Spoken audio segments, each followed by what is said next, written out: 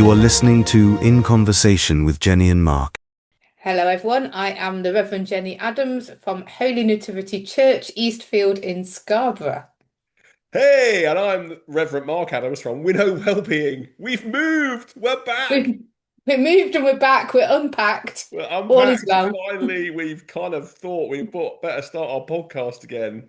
So here we are, coming to you from Scarborough. We've left London and now we're in Yorkshire. It's great. Just It's next to the raining. sea. It's raining. It's raining today. It It's hasn't been raining, but it raining hasn't though, rained has today. it? No, it hasn't It's rained. been Oh, lovely. yeah. But yeah, so if you're a regular listener to In Conversation with Jenny and Mark, welcome back. If you are a new listener, welcome. This is 20 Absolutely. minutes of something while we talk about the Bible passage for Sunday. Is that right, Jenny? Yeah, if we're honest, it's 20 minutes of my sermon prep, isn't it? Yeah, well, you did But say I need to do this because I need some ideas for Sunday. So yeah. I don't But know. hopefully you'll all have thoughts about it. It will just trigger some other stuff. So Yeah. yeah, So we're excited good to be stuff. in Yorkshire. If you're still listening from where you listened before, great to have you back.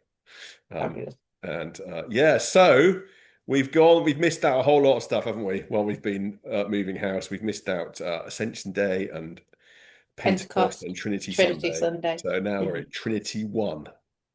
Hmm. Green all the way to Advent. Here we go. Not quite actually, but no, we're getting close to Nearly. it. Yeah. Yeah. So Trinity 1 and it's Matthew.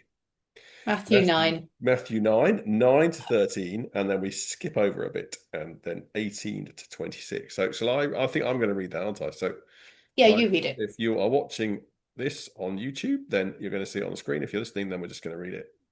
So starting from 9, 9 to 13, I'm going to skip over a bit and go from verse 18. As Jesus was walking along, he saw a man called Matthew sitting at the tax booth, and he said to him, "Follow me." And he got up and followed him. As he sat at dinner in the house, many tax collectors and sinners came and were sitting with him and his disciples. When the Pharisees saw this, they said to his disciples, "Why does your teacher eat with tax collectors and sinners?" But when he heard this, he said, "Those who are well have no need of a physician, but those who are sick, have no need of a physician, but those who are sick. Go and learn what this means. I desire mercy, not sacrifice, for I have come to call not the righteous, but sinners." While he was saying these things to them, suddenly a leader of the synagogue came in and knelt before him, saying, "My daughter has just died, but come and lay your hand on her, and she will live." And Jesus got up and followed him with his disciples. Then suddenly a woman who had been suffering from hemorrhages for 12 years came up behind him and touched the fringe of his cloak, for she said to herself, "If I only touch his cloak, I will be made well." Jesus turned, and seeing her, he said, "Take heart, daughter, your faith has made you well." And instantly the woman was made well. When Jesus came to the leader's house and saw the flute players and the crowd making a commotion, he said, "Go away, for the girl is not dead, but sleeping." And they laughed at him. When the crowd had been put outside, he went in and took her by the hand, and the girl got up. And the report of this spread throughout that district. Okay. Okay. It's Where do you just want to so start? busy. Well, it's just so busy. I don't really know where to start with it. Apart from maybe the busyness. Okay. You know, I think there's kind of so much crammed into some very small passage, really. I mean, we've missed a bit of it in the middle as well.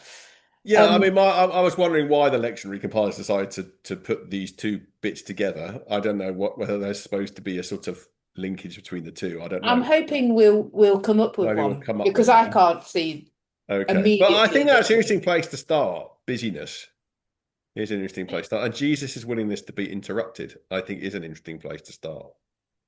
Yes. And it is interruptions that I have been mulling over. Because it is just busy is the only way I can see it. So you're wandering along with your disciples. You see a tax collector, come and follow me. He follows him. They go for dinner. They're all there. Other tax collectors, other sinners, whatever that might mean, and the disciples. All in this house, all eating dinner. Somebody else comes in. There's something else. Oh, then they have the kerfuffle about why he's eating with them, but he still just carries on eating. Then somebody else coming in. My daughter's sick. Off they all get up again. Off they're going. I mean, I like the way you got your favorite word of the moment into that, which is kerfuffle. But anyway, Kerfuffle. it's a kerfuffle. Then there's I the like the woman whilst idea all that this is Jesus is going willing on. to It's be all. interrupted. This takes me back to my management training days, long time ago, when I remember I don't remember much about my management trainings for Unigate Dairies. And I remember we had this training day and the dairy manager was there. He was the big boss of the dairy. So we were all scared of him because he could, Mhm. And I think I remember a conversation about whether it was right as a manager to be interrupted. And I Yes. seem to remember him saying something like, no, no, no, you can't have interruptions. You've got to focus on your work, kind of thing.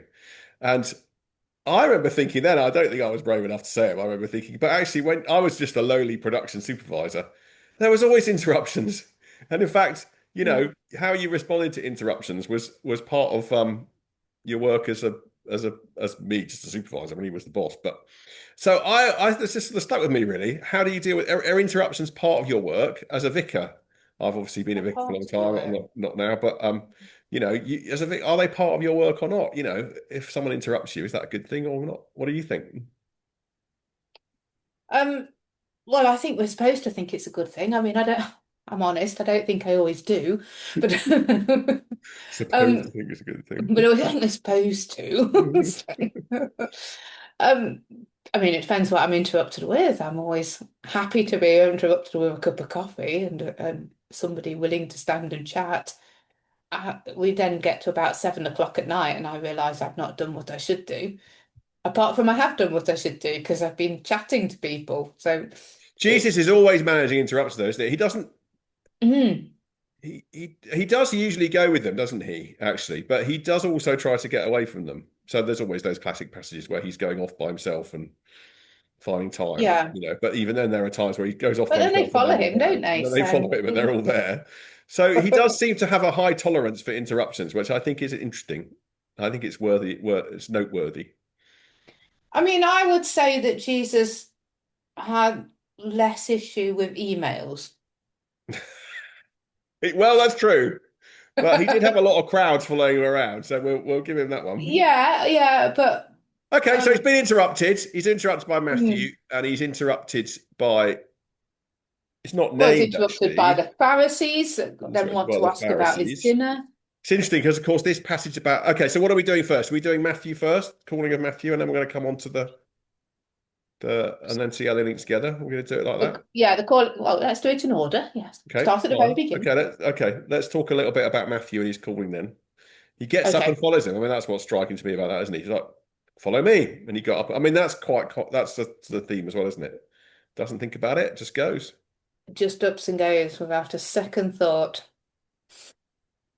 Well, at least that's the way it's written. I'm Yes. not saying it didn't happen. I'm not saying it didn't happen. That's the way it's But written. but we're not given everything that went on in his head, are we? So No. yeah, So go he gets up and follows him, and then they go for dinner. yes, Uh, with everybody else. Um, so I think what struck me is that he just eats with them. There is absolutely no kind of conversion, no even explanation of who he is or anything like that. He does just eat with them. Or he would do if everyone stopped interrupting him. Like, ever got a chance to get about mouthful of fish or whatever it is, then he would just eat with them. Um, yeah, there doesn't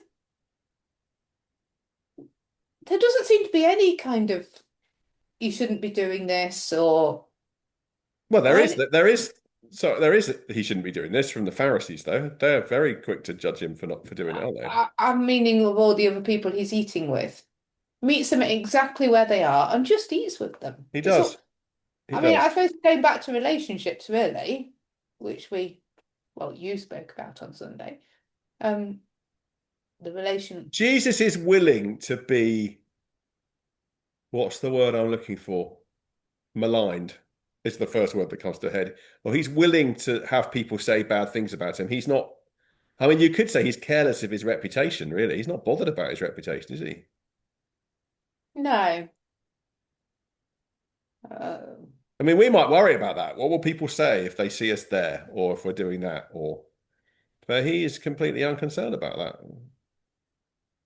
but also completely unjudgmental, as in doesn't even seem to raise it as an issue. No, it's Pharisees who raise it as an issue, isn't it? Hmm. And actually, here's the link to the second part. Because Go on. if we can jump into the second part, because the classic bit about, I mean, particularly the woman who's bleeding, yeah. I mean, Mhm. not so much the, well, there is a thing about being with a dead body actually as well, but Yeah. I think the classic bit about the woman who's been bleeding is the whole thing about who's clean and who's unclean, isn't it? And how you become clean and unclean, and the fact that, Mhm. of course, the woman, because of her bleeding, is ritually unclean, and Yes. how does that get and that the uncleanness should be transmitted from her to Jesus. So when she touches him, Hmm. he then should become unclean, but the whole thing is swapped Turned around on its head. so that she becomes clean. So it's the young. Just do you know what I mean? You must have heard that before, right? No, absolutely. So the thing I know about that is so in Magdala there is a painting. There is a chapel with a painting behind the altar that's massive, goes all the way round. And all it is feet. And then you can see a hand touching Jesus's cloak. Right. Um, and I had to look it up of who it was. So it's called Encounter by Daniel Carriola. But it's absolutely stunning. But also draws on that how amongst all this busyness did he feel somebody just touching his cloak? He wasn't touching him, just his Okay. clothing. Let's come back to that because I haven't. My point was about the Okay. connection between the two was Okay, that what is the connection? okay, so it's seen classically in the thing about the woman. The woman should make Jesus unclean, but Jesus makes her clean, right? The transaction Yeah. is the wrong way round. Well, it's the same in the meal, isn't it? In the meal, the disciple, the sinners are Yeah. supposed to make Jesus unclean. He's not supposed to eat with them because they Okay. make him unclean. But actually, the transaction here is the other way round, or at least has the potential, but the other way round, as you say. But or in Matthew's case, is the other way round. So Matthew follows him, and he becomes Hmm. clean, saved, whatever, however you want to put it, a disciple. That it's not a whereas it should be. Do you see what I mean? So it's the same kind of transact. Well, I don't like the word transaction in a way, but it'll do. No, I know what you mean. But what can we take from that? Well, that's good. I haven't got that far yet. I don't know. We can't, we can't Well, make Jesus proud. we worry about our reputation. We do worry about our Yeah. reputation. We worry about whether we'll be seen with the right people or will people judge us. I mean, if they see Yeah, or what people think of us. what Yeah. people will think. Um, we, well, I suppose in one, I don't know, yeah, I mean, we can, I mean, okay, a thing comes to mind, right? When I remember when I was in previous parish that Hmm. there was a psychic evening in the pub, right? This is Yes. just what comes to mind. I don't know. Now, I'm not suggesting that we should all go to the psychic evening, but there were Hmm. some people in the church who, because there had been a psychic evening in the pub, would not Hmm. go in the pub, right? Ever. Okay. Okay. And Okay. so um actually it was in Ladybrook, actually. So that was the pub. Oh yeah, And I think we did a beer and carols thing we then. did. And there were Yeah. people who didn't want to do the beer and carols thing because previously It there'd was been a psychic evening in the pub. So that's a example that springs to mind. I don't know. Whereas actually I would say okay. no, we can't, we shouldn't worry about that. Jesus wasn't concerned Didn't about that kind of stuff. He would go wherever to meet people where they're at, as the rather hackneyed phrase meet goes. people But where they are, secure them. you know, So does it tie in perhaps? Because I often say you can't break the kingdom of God. oh, I Um, like that. Yeah, yeah, well, you can't. I think we need to hold lightly to what we do, really. I mean, yeah. if we don't think that God can sort out some of the things that we say or in mistakes or things, it's not really worth following him, is it? Right. It's got to be able to do that, surely. Um, in fact, I've said it in the last few weeks, it's fine. We can't I break the think kingdom we of can God. Just use keep going. I think we can use the sort of and I've heard this done. I'm probably done it myself as well. I'm not trying to sort of guarding our reputation to kind of not take us places that we're not comfortable to go, or sort of stand on our rights as to, I don't know. I can't think of another specific example, but Hmm. No, can I really? but yeah, I mean, it's hard for us to get ourselves into the mindset of what this cleanness and uncleanness meant in that day, isn't it? Because that's not the way we think. We don't get concerned about the ritual aspects of it, but we do get concerned about the reputational aspects of it, I think. Yes, it's not something we really have within. I don't think we have so much ritual in the church, do we? Maybe we do. Well, we don't. Well, yeah, I don't know. Maybe we do. Yeah, Maybe we do. maybe we do. But I don't think it's cleanness and uncleanness so much, No. is it? No, you're right. We have rituals that we hold very close to, but Yeah, and I'm we not don't saying they think don't we're have their suddenly, place either, as you yeah. know. I'm not Mm, anti-ritual by any stretch of the imagination. no, That's not the word I'm meaning it in here, really, though. I think no, but it's we don't hold it to cleanliness and well, yeah, holiness and because we follow unholiness, really. Jesus, right? Because that's what we're trying to do, and it doesn't seem to be that he was. No, he wasn't. He said it's I what comes guess, out of you that makes you defiles you, not what goes into you, isn't it? Mm. yeah, I guess what I can see is some like really great stories and that are really exciting, but I'm really struggling to find a message apart from the very obvious, Well, what's the very obvious? well, follow Jesus. Yeah, but it's more than that. It's transformation, isn't it? That their lives are transformed. All three people in this story's lives are transformed by their encounter with Jesus, and it's all the wrong way round. So with Matthew, it's the wrong. He's not supposed to be hanging out with tax collectors. He's not Hmm. supposed to be being touched by a woman who's been bleeding, and he's not supposed to be getting near dead bodies and bringing them back to life. No, and they're all three people that are from very different walks of life, aren't they? Yeah, actually, that's true. There's a man, there's a woman, and there's a child. So Yeah, man, woman, child, well thought of, really not. yeah, yeah. So tax collector, Um, outcast, woman, mm, outcast outcast, because of her. But synagogue leader. the daughter is the daughter of the synagogue leader, of course. Mm, but she's So I think yeah, again, and there's touch in there, isn't there? He takes her by the hand, mm, takes her by the hand. So I mean, I just think there's something really worth reflecting on with this thing around which way does the which way does the cleanness uncleanness flow? It's supposed to make you unclean when you deal with unclean things, but actually it goes the other way. Now, what are the practical implications of that? I mean, it means we shouldn't be afraid to go to places where, um, Also, yeah, actually, you've just skimmed past it, but there's something about touch as well, isn't there? yeah, So actually, someone holding your hand, someone taking you by the hand, um, is quite an intimate action, really. yeah, It's an act of love. yeah. Um, and just reaching out, touching. I mean, it's not that long since we had COVID and we didn't want to touch anybody. Um, No, and we were all struggling through the lack of physical contact, really. yeah, yeah, yeah. So I don't know. Is there some thoughts there that you can develop?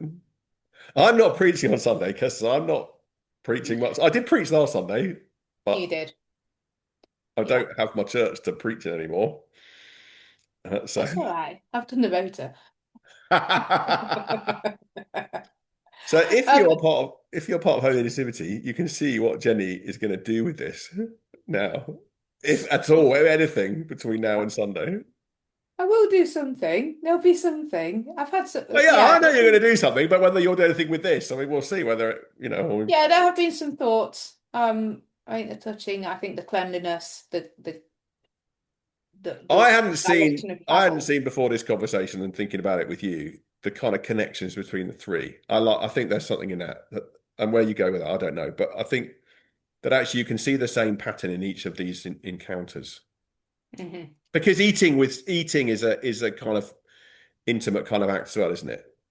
Yes, yeah. So okay, we don't have Mm. touching Matthew necessarily in that sense, but there's eating together is still Yeah, hmm, it's a relationship building yeah, activity, isn't yeah, it? that's right. Yeah, Mm, yeah. So who are we eating with? hmm. I think it's an interesting question. I think we'll wrap it up there. We'll wrap it up there, and Yeah. are we going to be back next week? We're We'll be back. back next week. We're back Yeah. next week. So thanks for listening, and we'll All hopefully right. see you soon. Take care. See Take you care. all. Bye bye. Bye-bye. Thank you for listening to In Conversation with Jennie and Mark. Please subscribe for more episodes on all the usual podcast platforms.